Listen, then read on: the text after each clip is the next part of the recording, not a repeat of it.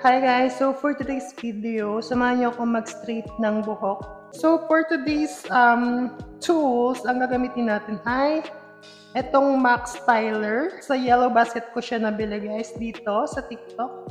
So meron na siyang kasamang heating pad. Heating pad! Hindi ko alam ang terms dito guys. Pero meron na siyang kasamang cover. Ito-twist mo lang siya para maging open. Yan. So on mo siya, pipindutin mo lang ito. Kita niyo. Siguro mga 280. Yan. Sobrang tuloy lang ito, humini.